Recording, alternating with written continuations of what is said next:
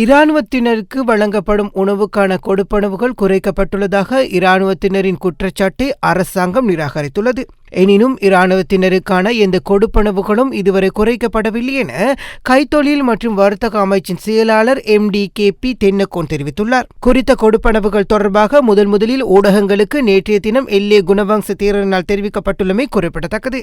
மேலும் அமைச்சரவையின் அங்கீகாரத்துடன் இந்த கொடுப்பனவுகள் குறைக்கப்பட்டுள்ளதாக தேரர் குற்றம் சுமத்தியுள்ளார். எனினும் குறித்த ஊடக விடயம் தொடர்பில் வர்த்தக அமைச்சின் செயலாளரிடம் சில ஊடகங்கள் வினவிய போது அவர் இந்த குற்றச்சாட்டை முற்றாக மறுத்ததோடு சகல இராணுவத்தினருக்கும் உணவு பட்டியல் அட்டை உள்ளது, எனவே அதன்படி அவர்களுக்கு உணவு வழங்கப்படுகின்றது என்று அவர் தெரிவித்ததோடு எவ்வித கொடுப்பனவுகளும் குறைக்கப்படவில்லை என்றும் இதற்கு எந்த அமைச்சும் யோசனைகள் முன்வைக்கவில்லை என்றும் தெரிவித்தார். இதேவேளை இராணுவத்தினர்களின் உணவுக்கான கொடுப்பனவுகள் குறைக்கப்பட்டுள்ளது என்று இராணுவ தரப்பு தெரிவிப்பதாக சிங்கள ஊடகம் செய்தி வெளியிட்டுள்ளது.